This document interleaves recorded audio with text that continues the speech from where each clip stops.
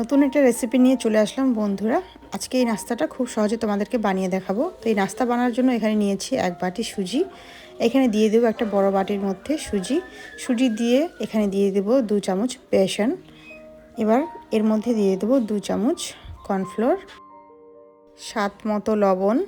এবার সব কিছুকেই ভালো করে মিক্স করে নেব।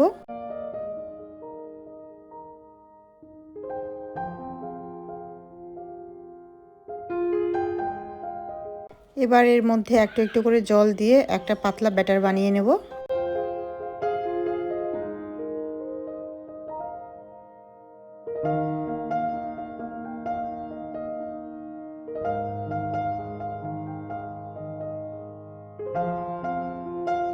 খুব ভালো করে মিক্স করে নিয়েছি। এটাকে আমি এখন 10 মিনিটের জন্য রেস্টে রেখে দেবো ঢাকা দিয়ে। এদিকে 2টো আলু ছুলে নিয়েছি, এগুলাকে আমি এখন খুব ভালো করে গ্রেট করে নেব।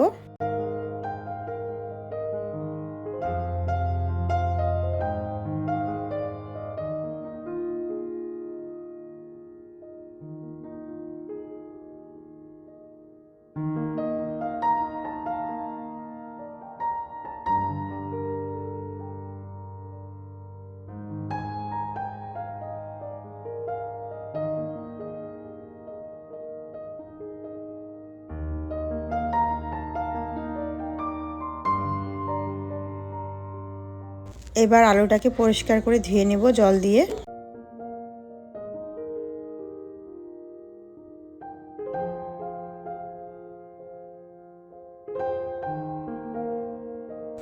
এবার আলুটাকে খুব ভালো করে চেপে চেপে একটা প্লেটের মধ্যে নিয়ে নেব।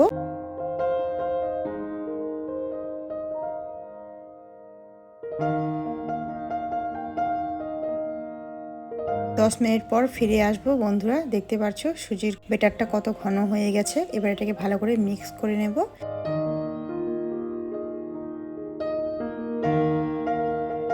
এবার এর মধ্যে দিয়ে দেব গ্রেট করে রাখা আলু।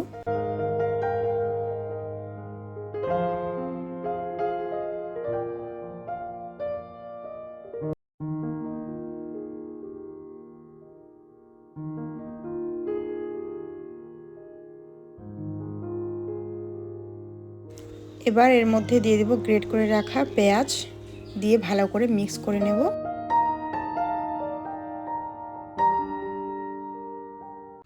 এখানে আমি কয়েকটা কাঁচা লঙ্কা কুচি করে রেখেছিলাম, এবার এটাও দিয়ে দেব, দিয়ে ভালো করে মিক্স করে নেব আরও।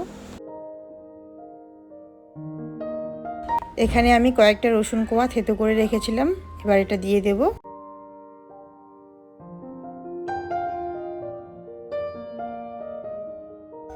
এবার দিয়ে দেব এর মধ্যে হলুদ গুঁড়ো, দিয়ে দেব লঙ্কার গুঁড়ো, আর দিয়ে দেব এর মধ্যে একটু মিট মশলা। এবার দিয়ে দেব এর মধ্যে ধনেপাতা কুচি, দিয়ে ভালো করে মিক্স করে নেব সব কিছু।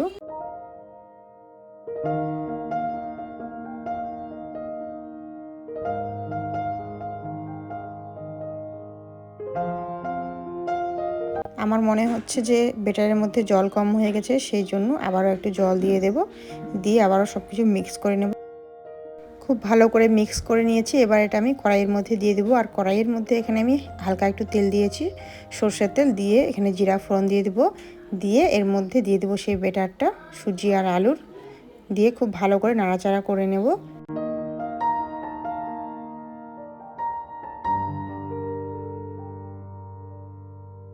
এটাকে আমি কিছুক্ষণ রান্না করব, যতক্ষণ জলটা শুকায় যাচ্ছে।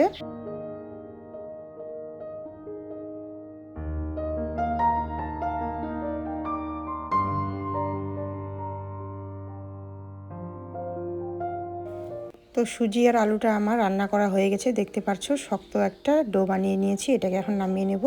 এদিকে থালার মধ্যে একটু তেল ব্রাশ করে নিয়েছি, এবার এর মধ্যে দিয়ে দেব, দিয়ে এটাকে চেপে চেপে একটা শেপে আনবো যাতে দেখতে সুন্দর লাগে।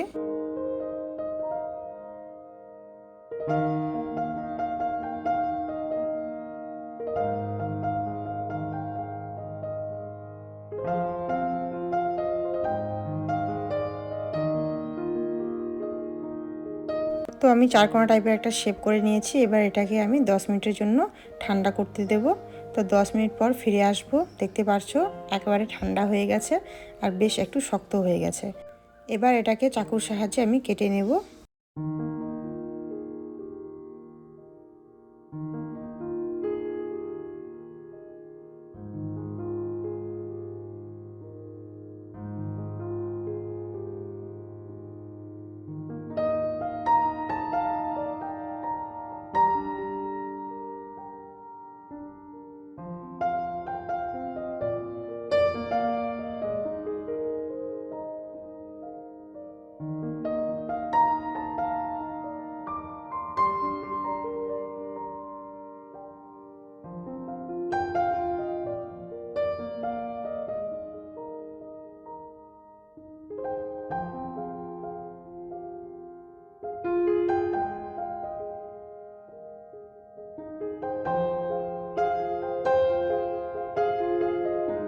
আপনাদের যেরকম সাইজ ভালো লাগবে আপনারা সেরকম সাইজে কেটে নেবেন। তো আমি 3 কোনা সাইজে কেটে নিয়েছি।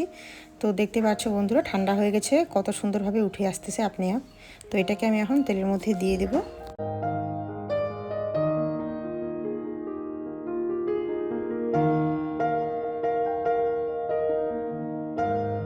এদিকে আমার তেল গরম হয়ে গেছে, এবার তেলের মধ্যে এক এক করে দিয়ে দেব, দিয়ে খুব ভালো করে ভেজে নেব। আর এটা কিন্তু মিডিয়াম আঁচে থাকবে গ্যাসের আঁচটা।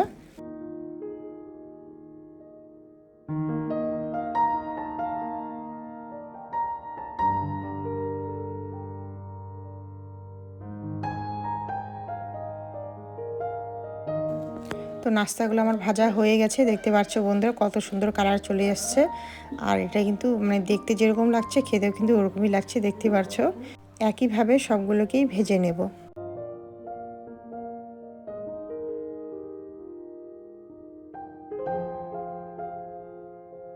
তো সবগুলোকেই আমার ভাজা হয়ে গেছে বন্ধুরা, দেখতে পাচ্ছো কত সুন্দর হয়েছে। আর এই নাস্তাটা খেতে কিন্তু দারুণ হয়েছে।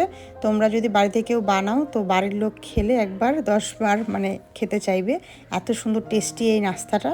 তো খুব সহজে এটা বানানো যায়, তোমরা বাড়িতে অবশ্যই ট্রাই করবে। আর আমার রেসিপি যদি ভালো লেগে থাকে তাহলে অবশ্যই লাইক দিয়ে পাশে থাকবে। আজকের জন্য এতটুকুই ভিডিও, দেখা হচ্ছে পরবর্তী ভিডিওতে।